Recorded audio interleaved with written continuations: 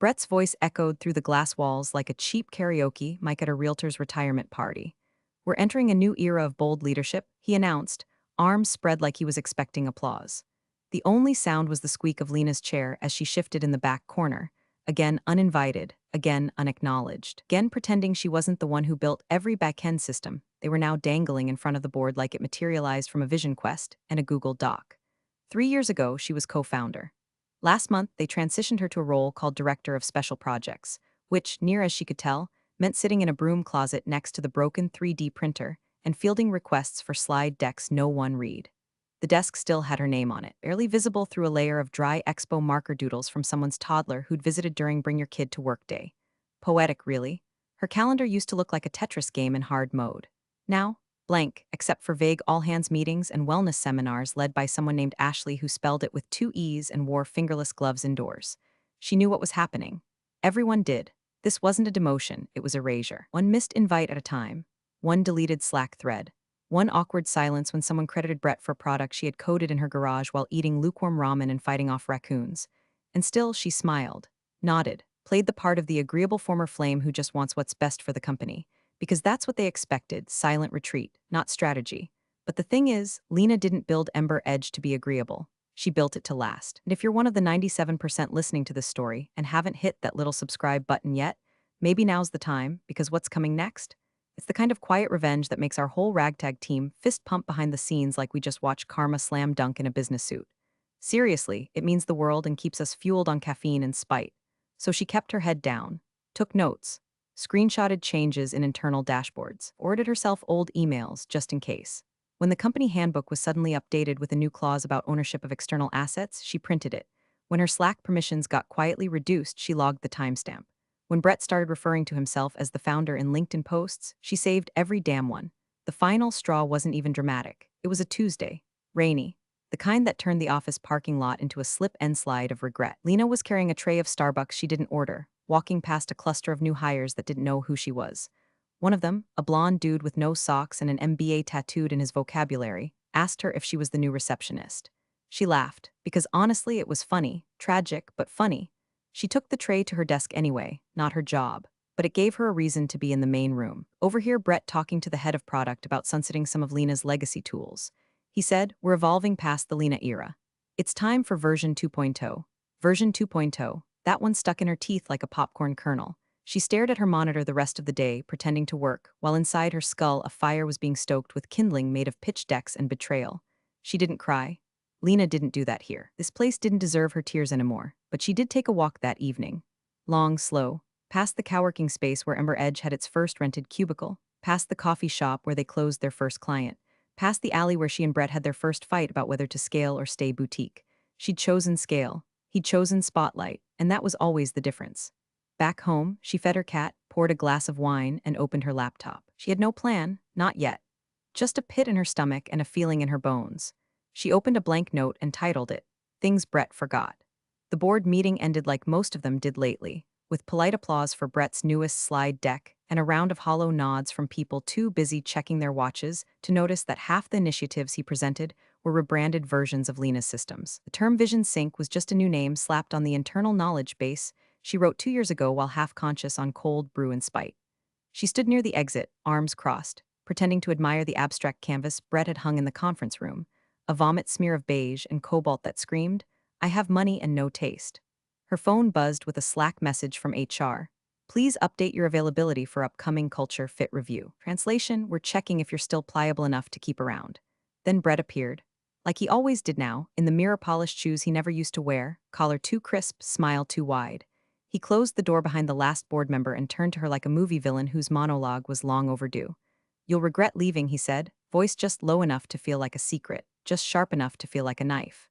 "This company is me." Didn't even wait for her response. Just walked out like he'd dropped a grenade and couldn't be bothered to watch it explode. Lena stood there for 3 seconds longer than necessary. The silence around her buzzed, not with panic, not with heartbreak, just clarity, like the hum of a server room right before the power cuts. She didn't slam a door or throw a stapler. That wasn't her kind of scene.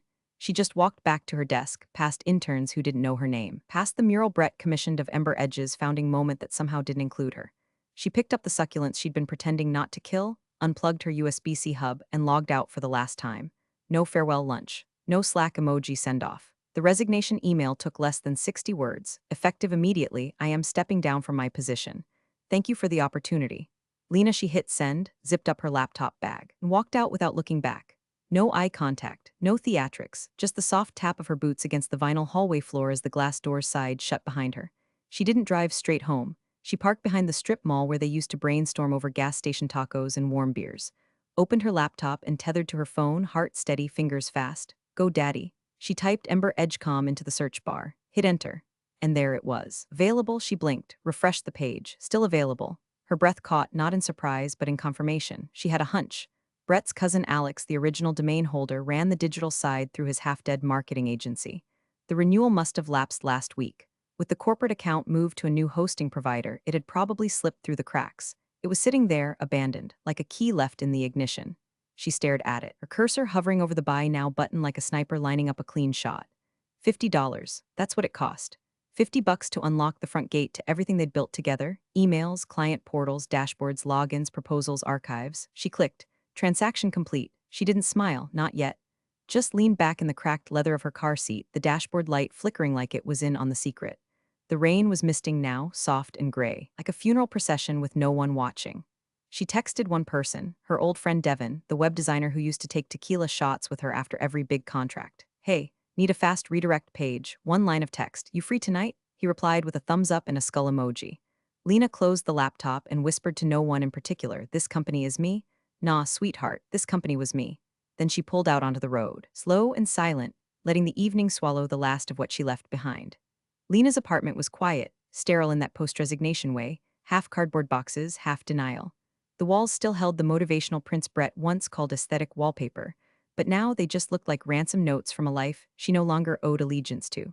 She sat on the floor with her laptop balanced on an old moving box marked Q3 contracts, ink smudged from humidity and irony. The air was heavy with that first night alone silence, broken only by the low hum of her laptop fan spinning like a war drum.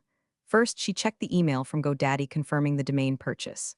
Order confirmed, EmberEdge $50.00, $50. That's what it cost to reclaim the digital crown of the empire she built, while Brett made pitch decks about vision synergy. It felt biblical, like buying Goliath's forehead for the price of a coffee and a bagel. Next, she logged into her old Google Workspace admin panel. Yes, she still had a backdoor login, not to anything confidential, but enough to see that the system hadn't been resecured since her special project days. Sloppy, she didn't touch anything. Just watched the logs, saw which emails were bouncing already. Brett's assistant had sent 5 messages to clients using addresses that now led to digital dead ends. Lena opened a fresh Notion doc and titled it Resurrection Protocol. Step 1, set up domain forwarding. Step 2, build redirect page. Step 3, establish legal identity. Step 4, watch. She texted Devin again, can you slap up a landing page tonight? Clean, no branding. Just says, for continuity of service, please contact Lena Caldwell. Route the contact form to Lena@caldwellconsults.com. Need it live by sunrise. Devin replied with a single line, already working, make coffee. She smiled for the first time in days. Then she opened the LLC registration site for the state of Ohio. She didn't hesitate, didn't call a lawyer, didn't run a name search. She already knew what she wanted. Caldwell Consults, LLC, her maiden name. Clean slate. No Brett fingerprints. No tech bro PR stench. Just her. And the systems she designed from nothing. She filled out the form like she was brushing her teeth, efficient, unconscious, practiced. When the form asked for purpose of business, she typed, business strategy and digital infrastructure optimization. Then added in the optional notes field, founded on the belief that clarity beats charisma. Filing fee, $139. She paid it without blinking. As the confirmation email came in, she set up a new bank account, connected her Stripe dashboard, and dusted off the proposal template Brett once called too dense for execs.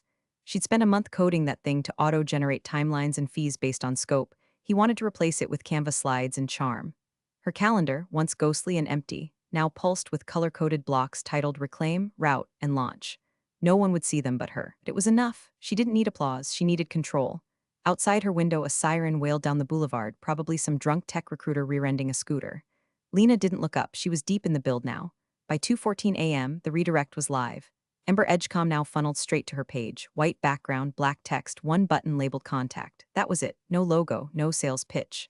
No shade, but it was there, humming in digital space, whispering to every client, investor, and intern who dared to type the old URL into their browser out of muscle memory. Whispering, someone's home, and it isn't who you think. At 2:45 a.m., She closed the laptop, stretched, and poured herself a neat 2 fingers of bourbon from the bottle she'd hidden when Brett moved out. No toast, no smirk, just one small breath of satisfaction. The kingdom hadn't burned.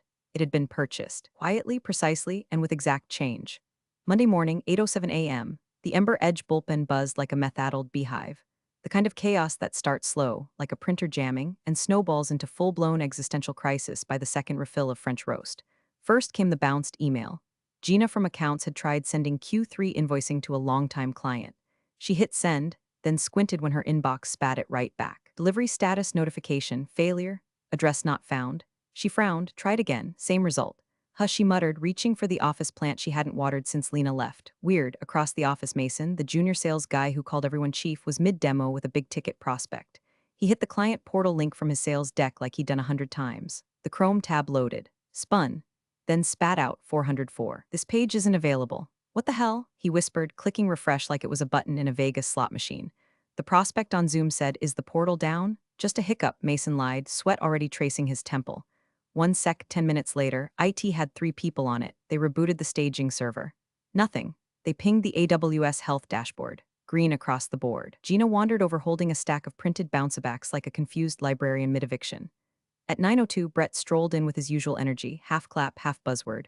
"Morning, gang. Let's crush Q4, yeah?" Silence. He stopped. The room was still, eyes wide. Slack channels blinking red with client DMs and confused emojis. Zoom chat logs full of "can't log in and are you down?" "All right," Brett said, dragging out the vowel like he was warming up to blame someone. "What's going on?" Dev from IT looked up. "Emails are bouncing. Client portal's down, I think. The domain's not pointing to our servers anymore." Brett blinked. "That's not possible. Alex handles all that." "Yeah," Dev said, eyes darting nervously, "except I checked GoDaddy. The domain isn't registered to Alex anymore." "What?" Brett's voice pitched. "Who the hell's it under?" "Can't tell. It's set to private. But it's definitely not ours now." Brett's jaw clenched so hard you could hear it from HR. He marched back to his office, slammed the door like it owed him money, and opened a fresh browser window. EmberEdge.com, enter, it loaded, but not the company site. Just a plain white page with one line of black text. "For continuity of service, please contact Lena Caldwell." Below it, a simple button, contact, no logo, no shade, no drama, just her name. Floating there like a goddamn lighthouse in a fog of broken logins and PR doom. Brett stared, blinked once, twice. "Get Alex on the line," he barked into the intercom. 5 minutes later, his cousin was on speaker, stammering through excuses about auto-renewal settings and must have gotten flagged by the bank. "You let the domain lapse?" Brett shouted. "I thought you migrated to the new cloud host. You never told me to keep managing it. You had one job." Back in the bullpen, someone whispered, "Is that Lena's page?" The sales team huddled around Mason's screen, scrolling through the clean landing site like it was a ghost they'd all heard of but never expected to see again. "Did she take the domain?" Gina asked, voice low. "No way," Mason muttered, staring like it was holy scripture. But Lena's name was right there. Calm, professional, inviting. By 11 o'clock a.m., the redirect had logged over 130 visits. Mostly EmberEdge staff.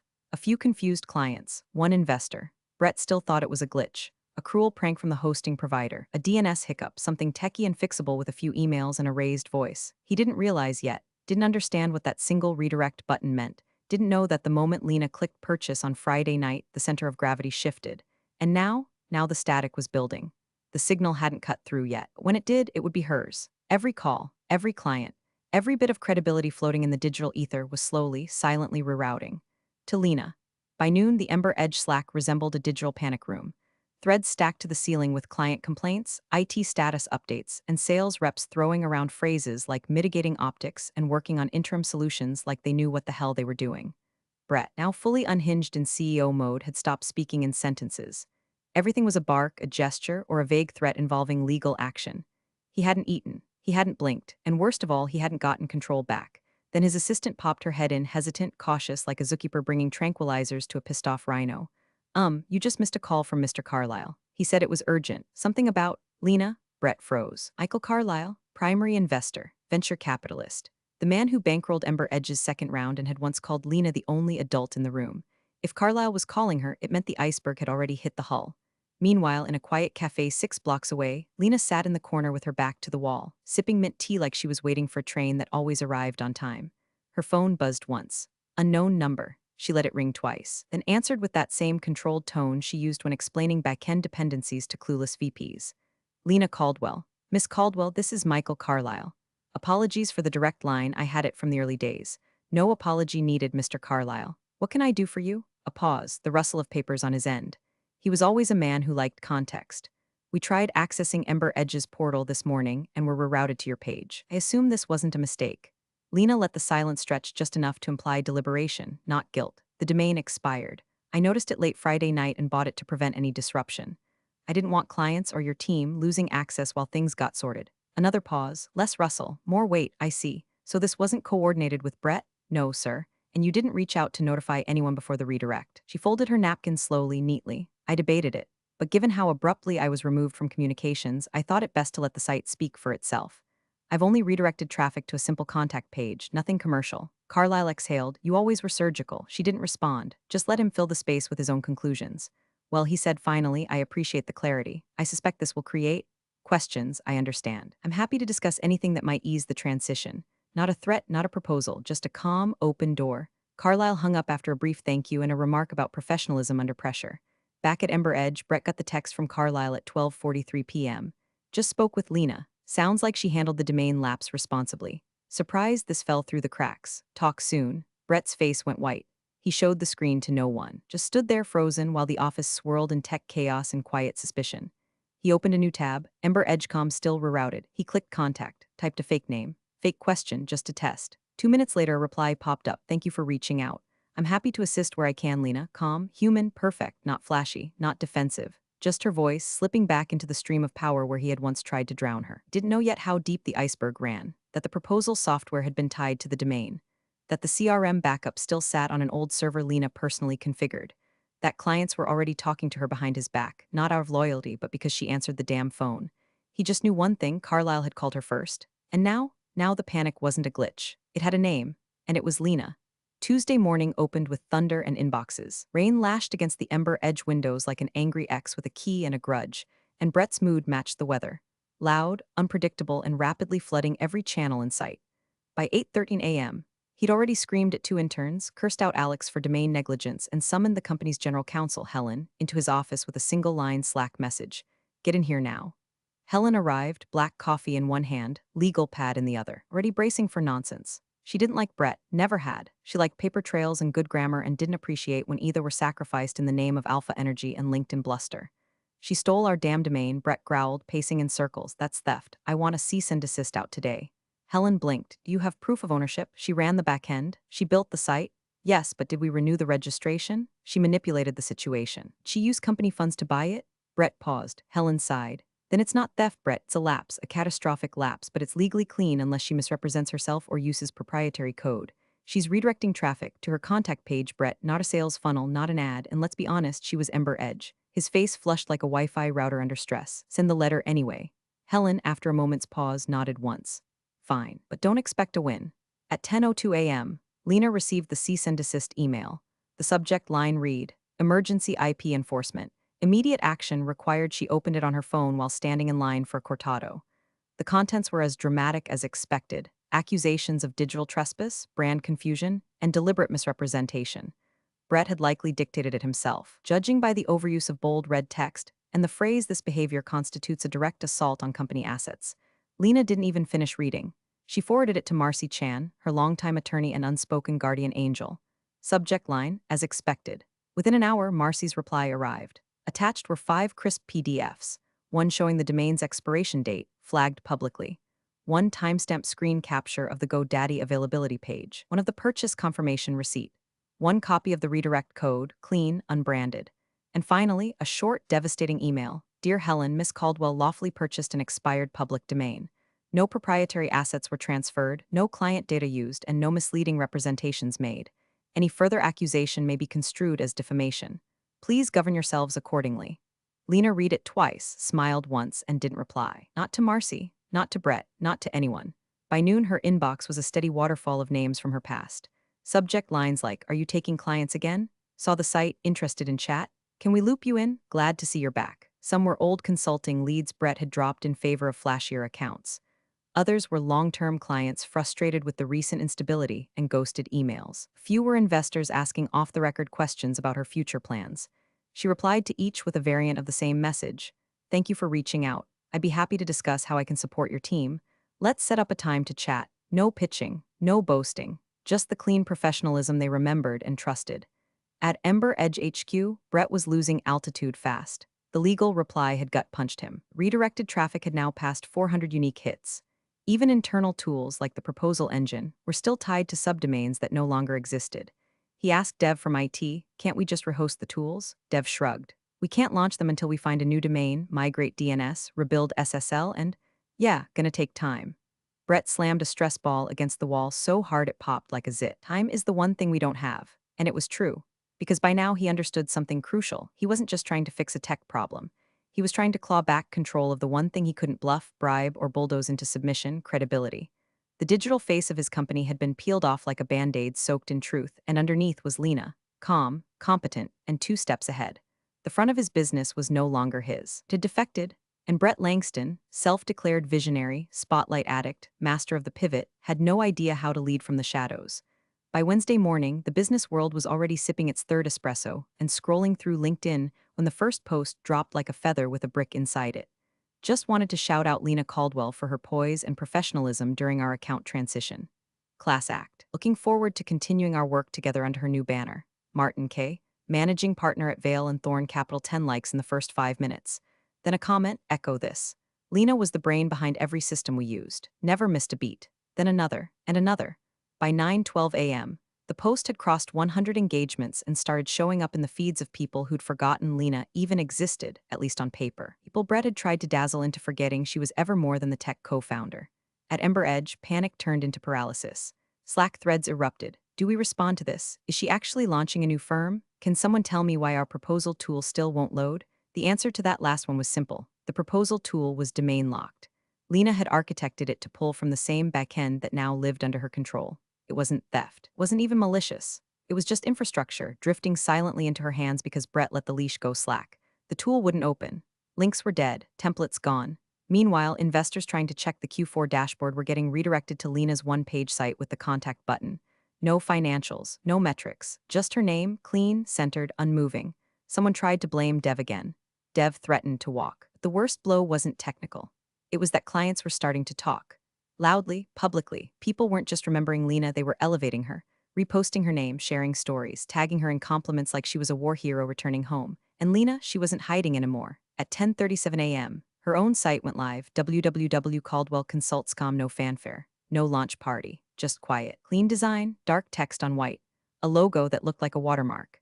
A services tab listing strategic consulting, digital infrastructure builds, and continuity planning for growing teams. Our work page was already populated with blurbs, anonymized case studies, and one line that read, "Previously, lead systems architect and co-founder, EmberEdge Solutions. No drama, just facts." Her contact form was already receiving qualified inquiries. She declined 2 politely, waitlisted 3, and set up calls with 4 clients who'd walked from EmberEdge over the last 2 quarters. By lunch, she'd onboarded the same dollar value Brett had spent on rebranding consultants this month alone. In her new office, a simple glass-walled cube tucked inside a shared downtown suite, Lena adjusted the framed photo on her shelf. Not of a team, not of a product. Just a photo of her at a whiteboard mid-laugh, dry erase marker in hand. Devin had snapped it years ago during a client workshop, back when she still believed Brett was a necessary part of her success.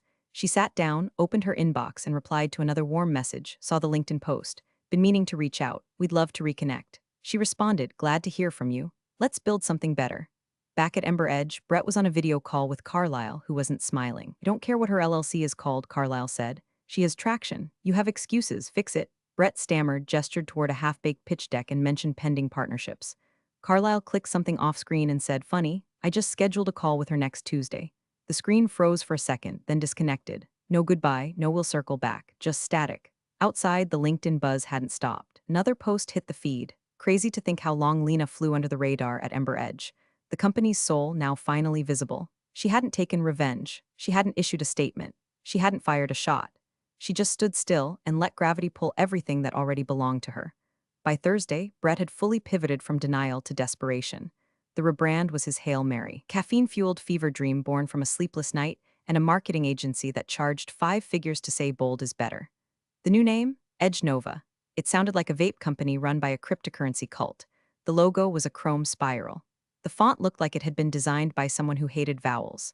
And the color scheme, neon blue on charcoal, burned into retinas like a war crime against web accessibility. Brett marched into the morning all hands like a preacher on meth, slapping down USB drives with new assets and declaring, "We rise today." EmberEdge is dead. Long live Edge Nova. Someone in the back whispered it already died, though. He pretended not to hear. By noon, the rollout was live. Sort of. The homepage hadn't propagated properly, so half the clients still saw the broken EmberEdge portal. The other half were met with a glitchy Edge Nova splash screen that linked to a PDF sales brochure that somehow included Lena's old pricing tiers, ripped from a buried Google Drive doc, and never updated. Then came the internal fallout.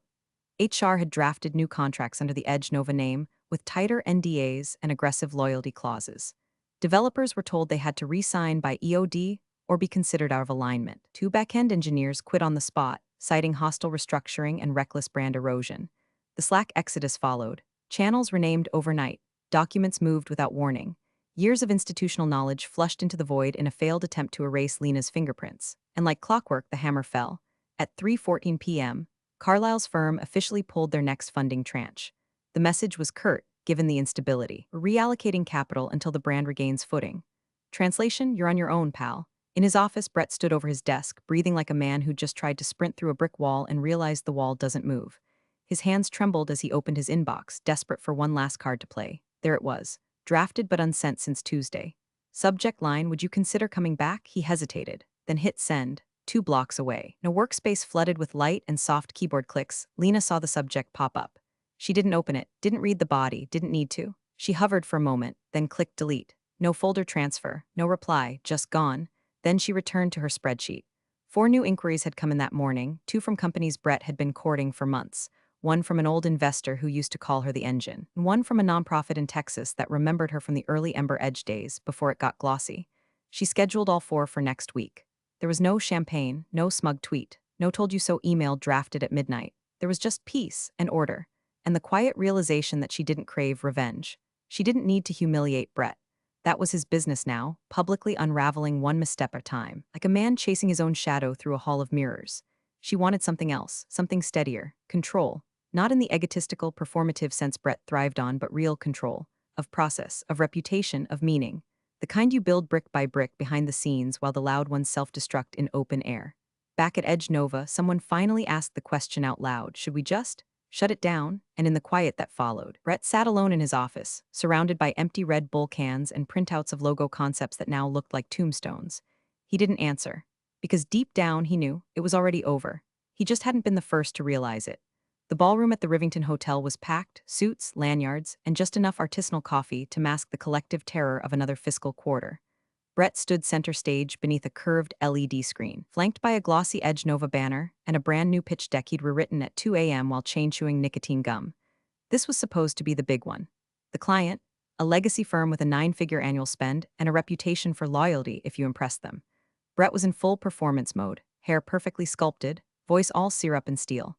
His slide deck clicked forward smoothly, the rehearsed cadence flowing like a TED talk for corporate charlatans. And with Edge Nova's newly reimagined platform, client integration becomes, the screen behind him flickered. 1 blink, then 2, and then it happened.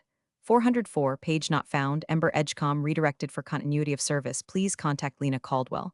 A single white page, 1 sentence, her name in black. For full 2 seconds, no one in the room breathed. Then came the cough, then the whisper, then Brett, frantically clicking his remote like it could reboot reality. It's a DNS issue. This is temporary, he stammered, eyes darting like a man waking up mid-fall. Someone in the audience raised their phone and took a photo. Someone else typed Lena's name into LinkedIn. In the second row, a junior rep from the legacy firm leaned over to her boss and whispered, didn't she used to run all their systems? He nodded, watching Brett sweat like a cheap roast in a broken crock pot. Across town, Lena sat in a glass-walled office overlooking the river. No velvet chairs, no branded coffee mugs. Just a sleek desk, her laptop, a bowl of oranges, and a printed contract waiting for signature. The client across from her was calm. Gray suit, steady handshake, the kind of man who spoke only when the deal was already done in his head. We've reviewed the materials, he said, capping his Mont Blanc. It's exactly what we need. Lena nodded once, slid the papers across the table. You'll have full onboarding access by Monday. No delays, he signed, stood, smiled. We followed your work for a while. Glad to see you leading your own name. As he left, Lena turned back to her laptop, refreshed her analytics. Another client form submitted. Another redirect converted. EmberEdgeCom still doing the heavy lifting just for someone new. Her name, her traffic, her trust. On the far corner of her desk sat a small walnut plaque, polished and quiet. $50 well spent. She didn't grin, didn't laugh. just rested her hand on it for a beat the way a pianist might touch the last key after the final note rings. There were no fireworks, no grand announcements, just an empire reassembled in silence. Edge Nova would limp along for a while, rebrands tend to decay slowly. Brett would hold meetings, pay consultants, throw good money after a very public kind of bad. But Lena, she didn't need to bury the old kingdom. She simply absorbed it, name, clients, dignity, and all into something better. No fire, just frost and full control. Appreciate you sticking around, you legends of the break room. Subscribe for more chaos. Let's make your old managers spill their coffee in fear.